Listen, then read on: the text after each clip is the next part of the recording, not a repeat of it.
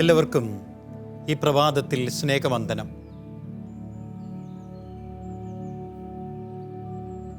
അവരൻ്റെ ശ്രേഷ്ഠതയെ അംഗീകരിക്കാനുള്ളൊരു ക്ഷണം. ഇന്ന് വ്യത്യസ്ത വ്യക്തികളെ നാം കണ്ടുമുട്ടാൻ പോവുകയാണ്. സാഹോദര്യത്തിൻ്റെ പൂർണ്ണത പരസ്പരം അംഗീകരിക്കുന്നതിലൂടെ രൂപീകൃതമാകുന്ന സത്യവും സത്യയുമാണ്. തൻ്റെ സഹോദരൻ തന്നേക്കാൾ വിലമതിക്കപ്പെടുന്നു എന്ന ചിന്ത കായേൻ എന്ന വ്യക്തിയെ കൊലപാതകിയാക്കി മാറ്റി.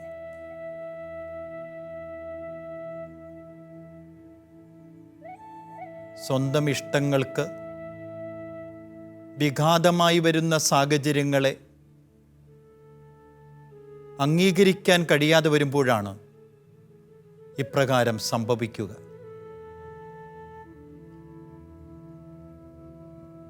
ആബേലിൻ്റെ ശ്രേഷ്ഠമായ ബലിയുടെ മുമ്പിൽ സർവശക്തനായ ദൈവം സംപ്രീതനായപ്പോൾ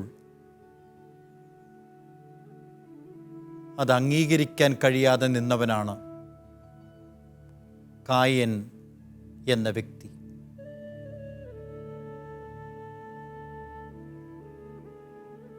കായേൻ എന്ന വ്യക്തി ഉൽപ്പത്തി പുസ്തകത്തിൽ ഇങ്ങനെ മറഞ്ഞു നിൽക്കുന്ന ഒരു യാഥാർത്ഥ്യമല്ല. അത് തുടർച്ചയുടെ ഒരു യാഥാർത്ഥ്യമാണ്. അത് തുടർന്നുകൊണ്ടിരിക്കുകയാണ്.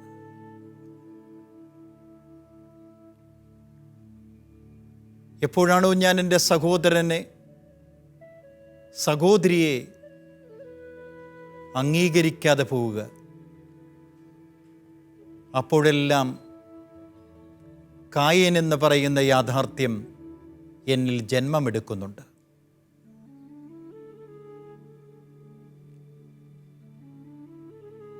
നമ്മളിൽ ഈ കായേൻ എന്ന യാഥാർത്ഥ്യം ഉറങ്ങുന്നുണ്ടോ? ഉൽപ്പത്തി പുസ്തകത്തിൽ 4-ാം അധ്യായത്തിലാണ് പ്രകടമായി കായേനെയും ആബേലിനെയും നാം കണ്ടുമുട്ടുക. ആബേൽ ശ്രേഷ്ഠമായ ബലിയർപ്പിച്ചു എന്ന് നമ്മൾ കാണും. തൻ്റെ ആട്ടിൻപറ്റത്തിൽ നിന്ന് ശ്രേഷ്ഠമായതിനെ എടുത്ത് തമ്പുരാന് കൊടുത്തു. അതോടൊപ്പം കൃഷിക്കാരനായ കായേൻ തൻ്റെ കൃഷിയുടെ ഒരു ഭാഗം സമർപ്പിച്ചു. രണ്ടുപേരും അർപ്പിച്ചത് ബലിയാണ്. രണ്ടുപേരും അർപ്പിച്ചത് ശ്രേഷ്ഠമായ ബലി തന്നെയാണ്. ബലിക്ക് വിഘാതമായി അവിടെ സ്വാർത്ഥതയുണ്ടായിരുന്നോ എന്ന് കണ്ടെത്തുക പ്രയാസമാണ്. വചനം പറയുന്നു, അവർ രണ്ടുപേരും ബലി അർപ്പിച്ചു. പക്ഷേ ഈ ബലിക്ക് ശേഷം സംഭവിച്ച യാഥാർത്ഥ്യത്തെയാണ് ദൈവവും മനുഷ്യനും വിശകലനം ചെയ്യുന്നത്. കായേനും ആബേലിനും ദൈവം കൊടുത്ത അവസരം ഒന്ന് തന്നെയായിരുന്നു. വ്യത്യസ്തമായ അവസരത്തിലൂടെ ദൈവത്തെ പ്രസാദിപ്പിക്കുകയെന്ന് തന്നെയായിരുന്നു. ആബേൽ ശ്രേഷ്ഠമായ ബലിയിലൂടെ ദൈവത്തെ പ്രസാദിപ്പിച്ചപ്പോൾ കായേൻ ചെയ്യേണ്ടത് മറ്റൊന്നായിരുന്നു. അത് വചനത്തിൽ പ്രകടമായി. തൻ്റെ സഹോദരൻ തന്നേക്കാൾ വിലമതിക്കപ്പെടുന്നു എന്ന ചിന്ത കായേനെ മാനസികമായി അസ്വസ്ഥതയിലേക്ക് നയിച്ചപ്പോൾ സർവശക്തനായ ദൈവം അവന് മുന്നറിയിപ്പ് നൽകുന്നുണ്ട്. മകനെ, പടിവാതിക്കൽ പാപം ഒളിഞ്ഞിരിക്കുന്നുണ്ട്. അതിനെ നീ കീഴടക്കണം. ശരീരത്തിൻ്റെ പ്രവണതകളെ ആത്മാവിനാൽ നിഗനിക്കണമെന്ന് റോമാലേഖനം 8-ാം അധ്യായം 13-ാം തിരുവചനത്തിൽ പറയുന്നത് പോലെ പ്രവണതകളെ അതിജീവിക്കാനുള്ള മുന്നറിയിപ്പ് സർവശക്തനായ ദൈവം കായേനു കൊടുത്തു. മകനെ, പാപം പടിവാതിക്കൽ കാത്തു നിൽക്കുന്നുണ്ട്. നീ അതിനെ കീഴടക്കണമെന്ന വചനത്താൽ അവനെ ശ്രേഷ്ഠമായൊരു കർമ്മത്തിലേക്ക് സർവശക്തനായ ദൈവം ക്ഷണിക്കുകയായിരുന്നു. എന്നാൽ ആ ക്ഷണം അവൻ നിരാകരിച്ചു. തൻ്റെ ശരീരത്തിൻ്റെയും വിചാരത്തിൻ്റെയും വികാരങ്ങളുടെയും തിമർപ്പ് കൊണ്ട് അവൻ പരാജിതനായി മാറി. തൻ്റെ സഹോദരൻ്റെ ജീവിതത്തെ അംഗീകരിക്കാൻ കഴിയാത്ത, തൻ്റെ സഹോദരൻ്റെ വിജയത്തെ ആഘോഷമാക്കാൻ കഴിയാത്ത, നിരാശയുടെ വലയത്താൽ ബന്ധിതനായി കായേൻ ആബേലിൻ്റെ കൊലപാതകിയായി മാറി. തൻ്റെ സഹോദരൻ തന്നെക്കാൾ വിലമതിക്കപ്പെടുന്നു എന്ന് കായേൻ ചിന്തിച്ച് തൻ്റെ സഹോദരൻ്റെ കൊലപാതകിയായി മാറിയപ്പോൾ അത് ചരിത്രത്തിലെ തന്നെ ആദ്യത്തെ കൊലപാതകമായി മാറി.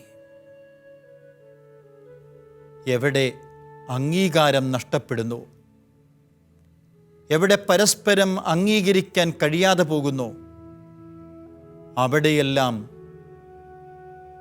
ഈ കായേൻ്റെ ഗന്ധമുണ്ട്. അവിടെയെല്ലാം നിഷ്കളങ്കരായ ആബേൽ വധിക്കപ്പെടുന്നുണ്ട്. എൻ്റെ സ്വാർത്ഥതയാൽ രൂപീകൃതമായ ചിന്തകളെയും പ്രവർത്തനങ്ങളെയും നിരാകരിച്ച ആത്മീയ ചേതനയോടുകൂടെ ദൈവത്തോടും ദൈവത്തിൻ്റെ പദ്ധതിയോടും ചേർക്കപ്പെടാൻ കഴിയാതെ വികലമായ സങ്കല്പത്താൽ ഞാൻ അവരെൻ്റെ കൊലപാതകിയായി മാറുന്നുണ്ടോ? കായേന് സർവശക്തനായ ദൈവം ഒരവസരം കൊടുത്തിരുന്നു. മകനെ, പടിവാതിക്കൽ നിൽക്കുന്ന പാപത്തെ നീ നിന്റെ ജീവിതം കൊണ്ട് പരാജയപ്പെടുത്തണം. നീ നിന്റെ സമീപനം കൊണ്ട് പരാജയപ്പെടുത്തണം. നീ നിന്റെ ആർദ്രത കൊണ്ട്, നീ നിന്റെ അഭിമാനം കൊണ്ട്, നീ നിന്റെ അംഗീകാരം കൊണ്ട് പരാജയപ്പെടുത്തണം. എന്നാൽ ദൈവത്തിൻ്റെ ശബ്ദത്തെ നിരാകരിച്ച് സ്വാർത്ഥതയുടെയും തിന്മയാൽ രൂപീകൃതമായിട്ടുള്ള ചിന്തയുടെയും പിൻബലം സ്വീകരിച്ച് അവൻ്റെ സഹോദരനെ അവൻ ഇല്ലായ്മ ചെയ്തു. എന്താണ് കായേൻ ചെയ്യേണ്ടത്? മകനെ, നീ പടിവാതിൽ നിൽക്കുന്ന പാപവാസനയെ അതിജീവിക്കണം. നീ നിന്റെ സഹോദരൻ്റെ ചാരത്തു ചെല്ലണം. അവൻ്റെ കണ്ണിലേക്ക് നോക്കണം. അവൻ്റെ കണ്ണിൽ നോക്കി നീ പറയണം, ആബേലേ, നിന്നെക്കുറിച്ച് എനിക്ക് അഭിമാനമുണ്ട്. നീ എൻ്റെ സഹോദരനായി ജനിച്ചതിൽ എനിക്ക് അഭിമാനമുണ്ട്. നിന്റെ ബലി സർവശക്തൻ സ്വീകരിച്ചതിൽ എനിക്ക് അഭിമാനമുണ്ട്. എൻ്റെ ബലി സ്വീകരിച്ചില്ലെങ്കിലും നിന്റെ ബലി സർവശക്തൻ സ്വീകരിച്ചില്ലേ? നീ എൻ്റെ അനിയനല്ലേ? നീ എൻ്റെ സഹോദരനല്ലേ? നിന്റെ ബലി സ്വീകരിച്ചപ്പോൾ അതെൻ്റെ തന്നെ അഭിമാനമാ. നീ തമ്പുരാൻ്റെ മുമ്പിൽ സ്വീകാര്യനായി തീർന്നപ്പോൾ അതെൻ്റെ കുടുംബത്തിൻ്റെ തന്നെ അഭിമാനമാ. നിന്നെ എനിക്ക് സഹോദരനായി കിട്ടിയതിൽ ഞാൻ അഭിമാനിക്കുകയാണ്. കാരണം എൻ്റെ ബലിയേക്കാൾ നിന്റെ ബലി ശ്രേഷ്ഠമാണെന്ന് പറയാൻ എനിക്ക് അഭിമാനമേ ഉള്ളൂ. നിന്റെ ബലി നോക്കി എൻ്റെ ബലിയിൽ സംഭവിച്ച കുറവിനെക്കുറിച്ചുള്ള അവബോധം സിദ്ധിക്കാൻ ഇത് കാരണമായിട്ടുണ്ട്. അനിയ, ആബേലേ, നിന്നെ എനിക്കിഷ്ടമാണ്.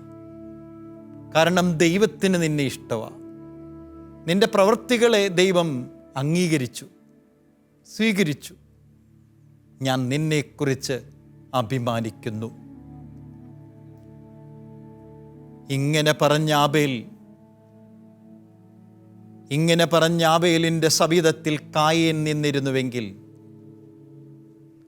സർവശക്തനായ ദൈവം സ്വർഗം പൊട്ടിച്ച് ഭൂമിയിൽ വന്ന് കായേനെ നോക്കി പറയുമായിരുന്നു, മകനെ കായേനെ, ഇപ്പോൾ എനിക്ക് ആബേലിനേക്കാൾ ഇഷ്ടമാണ് നിന്നെ. ആബേലിനെ അംഗീകരിച്ച നിന്റെ മനോഭാവം അത് ശ്രേഷ്ഠമായ ബലിയാണ്. ഞാൻ സ്വർഗം പൊട്ടിച്ച് നിന്റെ സവിധത്തിൽ വന്നത് എന്തിനാണെന്നറിയാവോ? അവരനെ അംഗീകരിക്കാനുള്ള നിന്റെ കഴിവിനെ ഒരിക്കൽ കൂടി ഏറ്റു സ്വീകരിക്കാൻ, ഒരിക്കൽ കൂടി അഭിനന്ദിക്കാൻ. നീ എപ്പോഴാണോ നിന്റെ സഹോദരനെ അംഗീകരിച്ചത്, അപ്പോൾ തന്നെ എന്നെയും അംഗീകരിച്ചു. അപരൻ്റെ നന്മയെ അംഗീകരിക്കാൻ കഴിയാതെ പോകുന്ന ദുരന്തം ജീവിതത്തിൽ അകലങ്ങൾ സൃഷ്ടിക്കും. സഹോദരനാണെന്നുള്ള തിരിച്ചറിവ്, സഹോദരൻ എൻ്റെ ജീവിതത്തിൻ്റെ ഭാഗമാണെന്ന തിരിച്ചറിവ്, അവന് കിട്ടുന്ന പുകഴ്ചകളെല്ലാം എൻ്റെയും പുകഴ്ചയുടെ ആധാരമാണെന്നുള്ള തിരിച്ചറിവ്, അതുതന്നെയായിരുന്നു സർവശക്തനായ ദൈവം കായേലിൽ നിന്ന് അഭിലഷിച്ചത്. നമ്മുടെ ജീവിതത്തിൽ അംഗീകരിക്കപ്പെടേണ്ട സാഹചര്യങ്ങളെ നാം അംഗീകരിക്കണ്ടേ? ക്രിസ്തു സാദൃശ്യത്തോട് ചേർക്കപ്പെടാൻ ആഗ്രഹിക്കുന്നവരൊക്കെ പരസ്പരം അംഗീകരിക്കാൻ ത്രാണിയുള്ളവരായി മാറണം. മറഞ്ഞുപോയൊരു കഥയായി കായേലിനെയും ആബേലിനെയും കാണരുത്. എവിടെയൊക്കെ സഹോദരങ്ങൾ മാറ്റി നിർത്തപ്പെടുന്നുണ്ടോ, എവിടെയൊക്കെ സഹോദരങ്ങളെ അംഗീകരിക്കാതെ അവർക്കെതിരെ നിഷേധാത്മകമായ സാഹചര്യങ്ങൾ ഒരുക്കുന്നുണ്ടോ, അവിടെയൊക്കെ കായേനും ആബേലും രൂപപ്പെടുന്നുണ്ട്.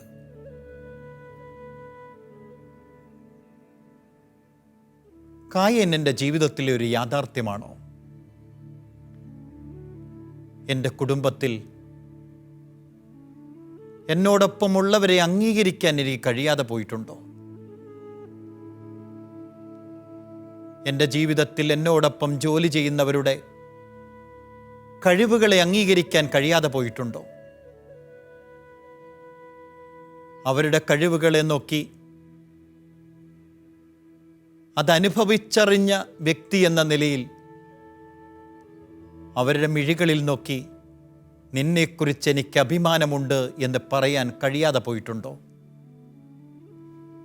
അവിടെയൊക്കെ എന്നിലൂടെ രൂപപ്പെട്ട യാഥാർത്ഥ്യം കായേൻ എന്ന യാഥാർത്ഥ്യമാണ്. എവിടെ മറ്റുള്ളവരെ അംഗീകരിക്കാൻ കഴിയാതെ പോകുന്നുണ്ടോ, അവിടെയൊക്കെ ചോര ചിന്താത്ത കൊലപാതകങ്ങൾ ഉണ്ടാകുന്നുണ്ട്. രക്തരഹിതമായ കൊലപാതകം ഉണ്ടാകുന്നുണ്ട്.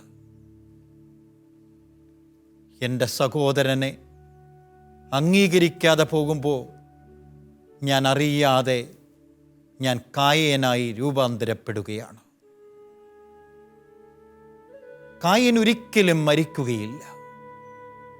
അത് സർവശക്തനായ ദൈവത്തിൻ്റെ വചനമാണ്.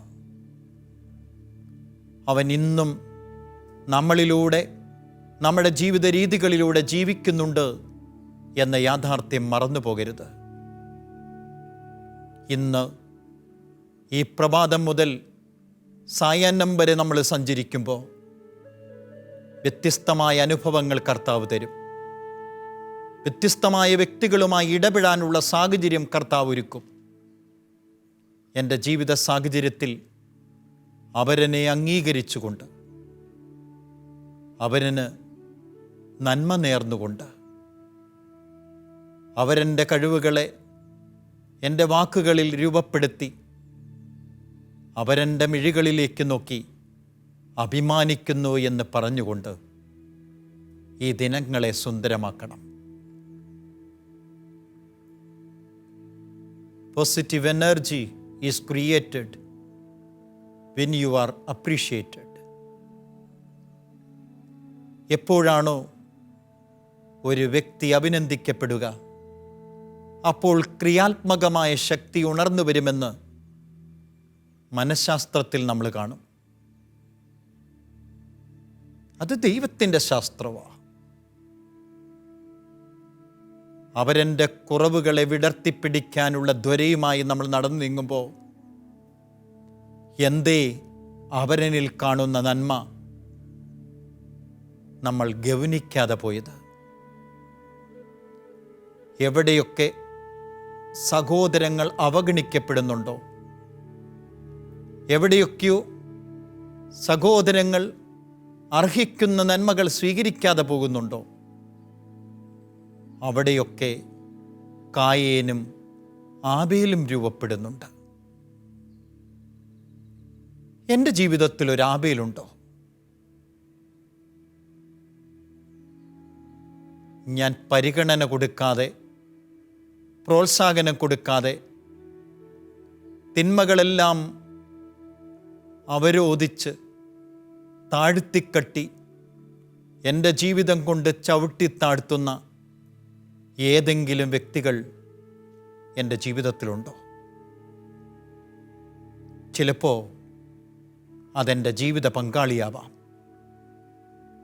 ചിലപ്പോൾ അതെൻ്റെ സഹോദരനാവാം, ചിലപ്പോൾ അതെൻ്റെ മാതാവാകാം, ചിലപ്പോൾ അതെൻ്റെ പിതാവാകാം, ചിലപ്പോൾ എന്നോടൊപ്പം ജോലി ചെയ്യുന്ന എൻ്റെ സഹപ്രവർത്തകനാകാം, ചിലപ്പോൾ എൻ്റെ കീഴുദ്യോഗസ്ഥനാവാം, ചിലപ്പോൾ എൻ്റെ മേലധികാരിയാവാം. എവിടെയൊക്കെയോ കായേനും ആബേലും രൂപപ്പെടുന്നുണ്ട്. എവിടെയൊക്കെയോ ഞാനറിയാതെ കൊലപാതകത്തിൻ്റെ ഗന്ധം എന്നെ സ്പർശിക്കുന്നുണ്ട്. ഞാനാരെയും കൊല്ലുന്നില്ല. It is not a physical reality, but it is an internal reality. ഈ കൊലപാതകമെന്ന് പറയുന്നത് ഭൗതികമായൊരു യാഥാർത്ഥ്യമായി മാത്രം കാണരുത്. മാനസിക തലങ്ങളിൽ മറ്റുള്ളവരെ അംഗീകരിക്കാതെ അവർക്ക് വിരുദ്ധമായി പ്രവർത്തിക്കുമ്പോഴൊക്കെ സംഭവിക്കുന്നത് കൊലപാതകം തന്നെയാണ്. എത്രയോ പേരെ നമ്മൾ കൊന്നുകളഞ്ഞിട്ടുണ്ട്.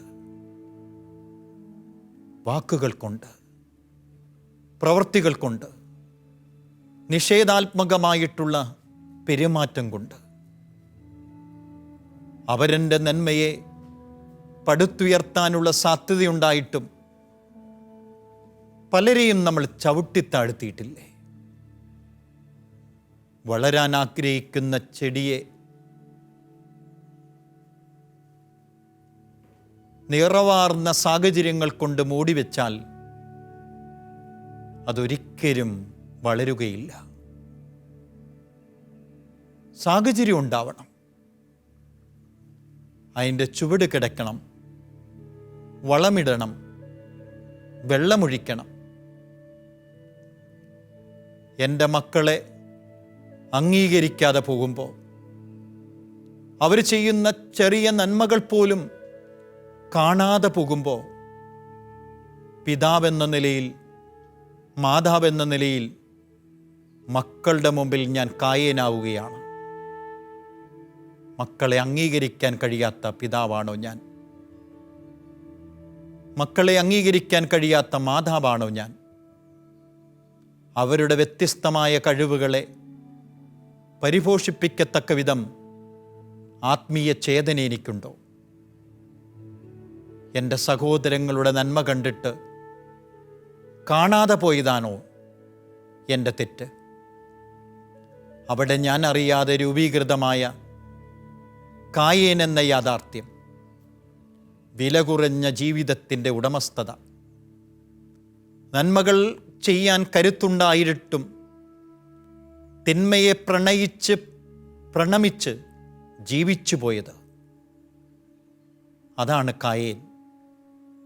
കായേനോട് തമ്പുരാൻ പറഞ്ഞു, മകനെ, പടിവാതിക്കൽ പതിയിരിക്കുന്ന തിന്മയെ നീ നിൻ്റെ ജീവിതം കൊണ്ട്, നിൻ്റെ തീരുമാനം കൊണ്ട് കീഴടക്കണം. നന്മ നിറഞ്ഞ ജീവിതത്തിൻ്റെ ഉടമസ്ഥനാകാനുള്ള ഈ ക്ഷണം നീ ഒരിക്കലും നിരാകരിക്കരുത്. എന്നാൽ ശരീരത്തിൻ്റെയും മനസ്സിൻ്റെയും വികാരത്തിൻ്റെയും അടിമത്തത്താൽ അവൻ കൊലപാതകിയായി മാറുകയാണ്. ദൈവം ക്രിയാത്മകമായി നൽകിയ സാഹചര്യത്തോട് ആത്മാർത്ഥത പുലർത്താതെ, തൻ്റെ സഹോദരൻ തന്നെക്കാൾ വിലമതിക്കപ്പെടുന്നത് തനിക്ക് തന്നെ ലഭിക്കുന്ന വിലയാണെന്ന് കരുതാതെ, തൻ്റെ വളർച്ചയ്ക്ക് വിഘാതമായി തൻ്റെ സഹോദരൻ തീരുന്നു എന്ന് ചിന്തിച്ചുകൊണ്ട് കായേൻ കൊലപാതകത്തിൻ്റെ ഉടമസ്ഥനായി മാറി. ഈ ജീവിതം ധന്യമായി തീരേണ്ടത് സാഹോദര്യത്തിലാണ്. ഇന്നേ ദിവസം എൻ്റെ പാതകളിൽ തെളിഞ്ഞു വരുന്ന ഒരു വ്യക്തിയും എൻ്റെ സഹോദരനും സഹോദരിയുമാണ്. എൻ്റെ മുമ്പിൽ പ്രത്യക്ഷപ്പെടുന്ന വ്യക്തികളുടെ നന്മ കാണാൻ കഴിയാതെ പോകുന്നത് കായേന് കൊടുക്കുന്ന ജന്മമാണ്. കായേൻ എൻ്റെ ജീവിതത്തിൽ ജനിക്കാതിരിക്കട്ടെ. കായേൻ എൻ്റെ ജീവിതത്തിൽ ജനിച്ചാൽ ആബേൽ എന്ന യാഥാർത്ഥ്യം വധിക്കപ്പെടും. നന്മയെ നിരാകരിക്കാനുള്ള സാധ്യത നമ്മുടെ ജീവിതത്തിൽ ഉണ്ടാകും. ഇന്നേ ദിവസം സഞ്ചരിക്കുമ്പോൾ നമ്മൾ കണ്ടുമുട്ടുന്ന വ്യക്തികളിൽ നന്മകൾ കൊയ്തെടുക്കാനും അത് വാക്കുകളാക്കി അവരുടെ മിഴികളിൽ പകരാനും, അവർക്ക് നന്മയുടെ കതിരുകൾ ആത്മബോധത്തിൽ നിന്ന് വിതറാനും നമ്മൾ പ്രാപ്തരായി മാറട്ടെ. അവരെൻ്റെ നന്മയെ നമ്മുടെ തന്നെ നന്മയായി കാണുമ്പോൾ ജീവിതം ക്രിയാത്മകമായി മാറും. നമ്മുടെ അസ്തിത്വം ദൈവത്തിൻ്റെ ചൈതന്യമായി ചേർന്നു പോകും. എല്ലാവരെയും സർവശക്തനായ ദൈവം നയിച്ച് ഈ ദിനത്തെ പുണ്യപൂർണ്ണമാക്കട്ടെ.